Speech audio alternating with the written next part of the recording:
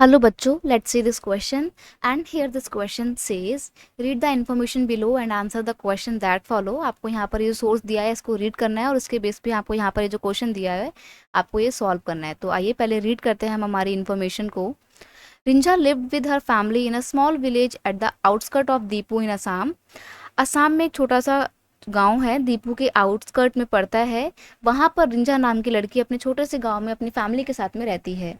She enjoy watching her family members clearing, slashing and burning a patch of land for the cultivation।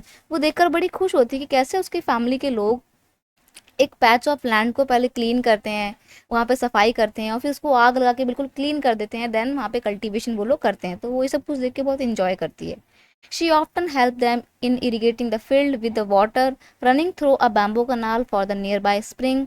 तो वो कहती है, वहाँ पे आगे बताया है कि वो लड़की अपने फैमिली वालों की मदद करती है अपने कल्टीवेशन किए हुए लैंड पे इरिगेशन करने में। और इरिगेशन के लिए पानी कहाँ से आता है? नियर बाय एरिया में जो बैम्बू कनाल है जहाँ पे स्प्रिंग का वाटर आता है, उसी पानी से वो इरिगेशन करती है। शी लव्स द सराउंडिंग, उसको आसपास का यहाँ का एरिया बहुत अच्छा लगता है। And she want to stay here as long as she can, और वो यहाँ पर जितना लंबा समय तक चाहे वहाँ पे रहना चाहती है क्योंकि उसको बहुत अच्छा लगता है।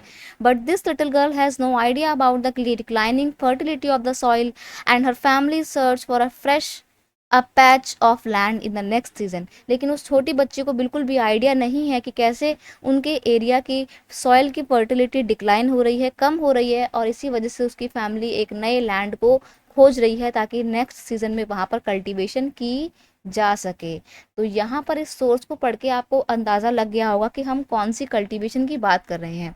हम यहाँ पर बात कर रहे हैं शिफ्टिंग कल्टीवेशन की या फिर स्लैश एंड बर्न एग्रीकल्चर की। स्लैश एंड बर्न एग्रीकल्चर में क्या होता है कि फार्मर के पास में एक लैंड होता है, एक जंगल का, वो टुकड़ा साफ करते हैं, उसको बिल्कुल क्लीन करते हैं, वहाँ के जितने भी पेड़ होते हैं उनको काट के आग लगा के उसको क्लीन करके वहाँ पर राखों में ही, उस ऐश में ही हम अपनी कल्टीवेशन करते हैं। और फिर यहाँ पर 1-2 साल कल्टीवेशन करने के बाद जब यहाँ की मिट्टी की फर्टिलिटी लूज़ हो जाती है तो वो लोग दूसरी जगह पे मूव कर जाते हैं और वहाँ पर वही सेम प्रोसेस फॉलो करते हैं, जंगलों को काटते हैं, आग लगाते हैं, उसी राख पे बीजों को बोते हैं और खेती करते हैं। 1-2 साल यहाँ पर खेती करने के बाद जब यहाँ की मिट्टी की फर्टिलिटी भी लूज़ हो जाती है तो वो लोग अगेन किसी तीसरी जगह में शिफ्ट कर जाते हैं। वो लोग शिफ्ट इसलिए कर जाते हैं, वो लोग अपना लैंड इसलिए छोड़ देते हैं क्योंकि उनकी जो सॉइल है उसकी फर्टिलिटी लूज़ हो जाती है और वो लोग किसी भी तरीके के आर्टिफिशियल मैन्योर्स का या फर्टिलाइज़र का इस्तेमाल नहीं करते हैं। वो लोग नेचुरली ही उस मिट्टी की फर्टिलिटी को ऑब्टेन करने में मदद करते हैं, यानी कि वो चाहते हैं कि वो लैंड अपने आप ही नेचुरली वो मिट्टी अपनी फर्टिलिटी ऑब्टेन कर ले, दोबारा से खुद ही रिप्लेनिश हो जाए, राइट। तो यहाँ पर हमने जो प्रोसेस पढ़ा ये था शिफ्टिंग कल्टीवेशन का या फिर स्लैश एंड बर्न एग्रीकल्चर का, जिसके बहुत सारे लोकल नेम हैं। क्वेश्चन देखते हैं हमारे से क्या पूछा है।